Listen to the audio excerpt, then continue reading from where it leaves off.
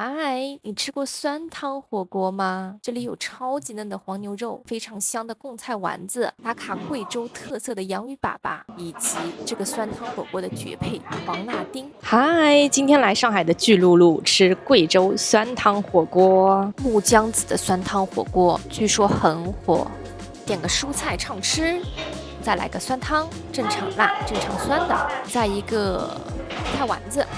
還有個黃牛肉，再加上一個洋芋粑粑，先點這些吧。我待會兒還要加一份魚。剛剛點了9.9塊的蔬菜暢吃之後呢，就可以來這個冷櫃前來選擇你想要吃的蔬菜，像娃娃菜呀、茼蒿、生菜、西蘭花，應有盡有。上菜啦！這是貢菜圓子、牛肉以及糖芋粑粑。這個蔬菜呢，就是剛剛從自助取餐櫃裡面取出來的。先來試一下這個糖芋粑粑。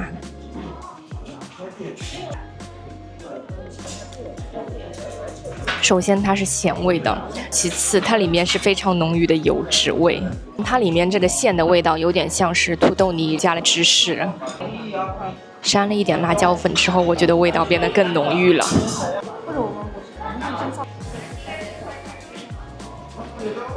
貴州酸湯火鍋的靈魂呢，就在於它的自然發酵。它的湯底其實有蠻多種的，有紅湯底，有白湯底。我選的這個是紅湯底，它是用毛辣梨，就是貴州本地的番茄和辣椒來進行自然發酵。發酵完之後就做成了這個湯底。這個紅湯的另外一個特色呢，是加入了木姜子，它有點像是香茅和百香果做成的一種複合香氣。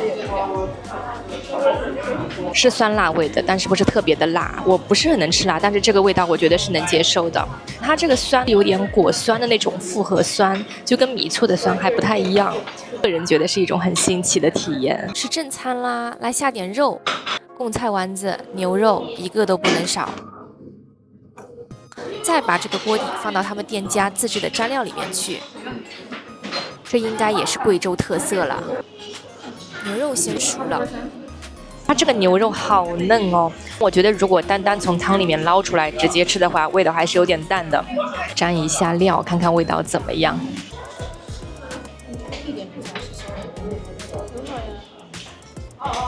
它這個蘸料好特別，吃進來有一股草藥的味道，但這個草藥的味道又不至於很濃，把整個蘸料的味道給覆蓋掉，比例上面剛剛好。而且它這個牛肉超級新鮮，我也沒有把它煮老，蘸上這個蘸料，吃的已經有點欲罷不能了。這個貢菜丸子飄起來了，應該就是熟了的。嗨，我是 Daisy， 如果你也喜歡這個視頻，歡迎點讚訂閱哦，這是對我最大的鼓勵，謝謝。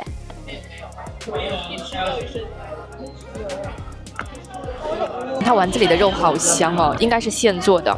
裡面的貢菜絕對是亮點，就很脆。在這裡解釋一下，為什麼貴州人會無酸不歡？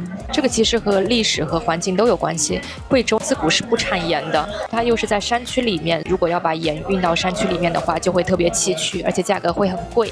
當地人他們就想到通過發酵來以酸代鹽，酸味不僅僅可以用來調味，還可以用來儲存食物。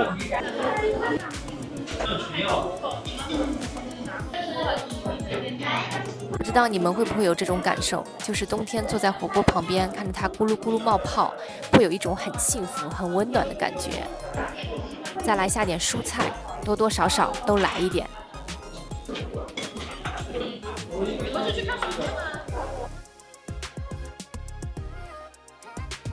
它這邊喝酸湯火鍋呢，其實正常順序應該是先喝湯後涮肉，然後再沾調料水。但是我一開始就忘記喝湯了。通過吃這個湯裡面涮好的食物，大概也可以猜到這個湯是什麼味道。這個是火鍋燙過的羽衣甘藍。我是第一次在火鍋店看這個食材。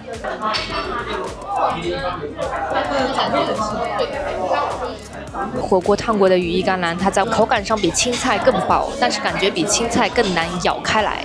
我感覺用來燙火鍋是不太好吃的，有些食物它用來炸汁是有理由的。這個像是碩大的黄豆芽的，它的名字是叫做花生芽。真的很好吃。它比黄豆芽会稍微硬一点点，但是完全可以咬断。你在咬它的时候呢，花生芽的汁水会爆出来，因为它比黄豆芽稍微会粗一点，所以它的汁水也比黄豆芽会多一些。我觉得很奇妙。这里似乎能看到一些花生的影子。推荐给你们。我还点了个黄辣丁，据说这个魚和酸湯火鍋是絕配。不要看它長得有點醜，但是吃起來味道很好。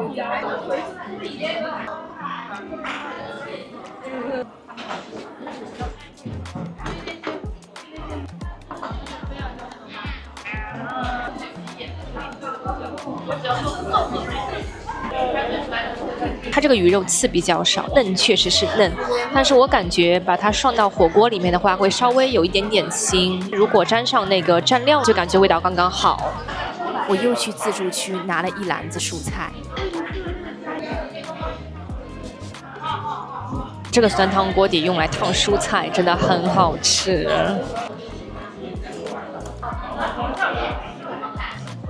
這個糖油粑粑倒是冷了也是好吃的。今天這一整頓吃下來，我覺得首先這家店是特別適合一個人去吃火鍋的，會環境很友好。你一個人煮着這個小鍋，有需要你掃桌上的碼就點菜就可以了。另外的話，它的性價比很高，一個人吃個火鍋，我花了100塊錢左右。我今天也算是終於吃上了貴州的酸湯火鍋，就真的很有特色，推薦給你們。